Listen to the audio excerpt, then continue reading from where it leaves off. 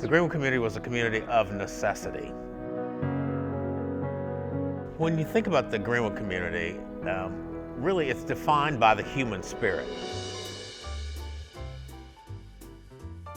So what's known as Black Wall Street is the Greenwood district in Tulsa, Oklahoma. It's the African American community in Tulsa.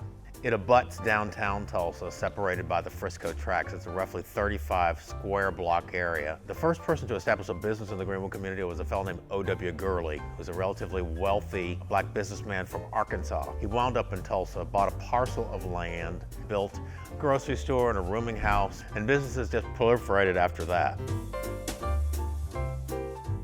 Black folks were not able to engage with the dominant mainstream economy in downtown Tulsa. So they had to create opportunities for themselves to ply their trades and to buy services and goods.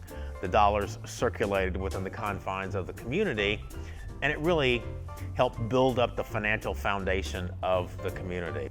It's called Black Wall Street, but it's really much more like a Black Main Street, in that these were mostly small businesses, mom and pop type operations.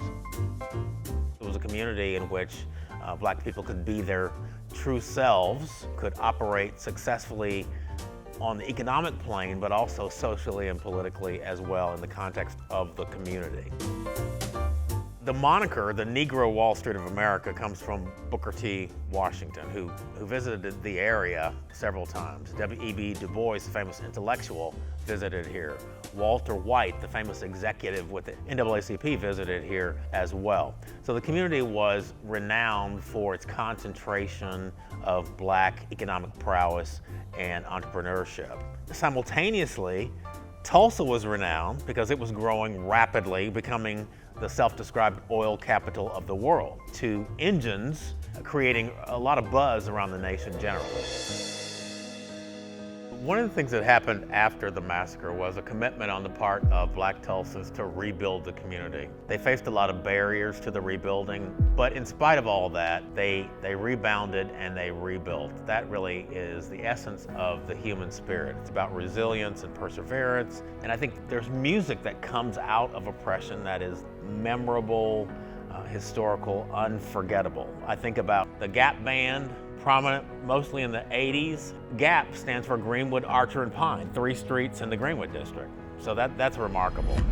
The realities on the ground today are much different because the world is different. Society has changed. We have integration. We've had urban renewal. So the community is substantially different from what it was, say, in 1920, just before the massacre, or even when it peaked in the early to mid 1940s, which is something people don't understand. The community was destroyed in 1921, rebuilt to a greater degree, to higher heights in the early to mid 1940s. And today, what we have is an integrated community that really is an amalgam of different kinds of interests: residential, commercial, educational, entertainment, and on and on and on. So it's a community sort of in search of a new identity, a new iteration of Black Wall Street.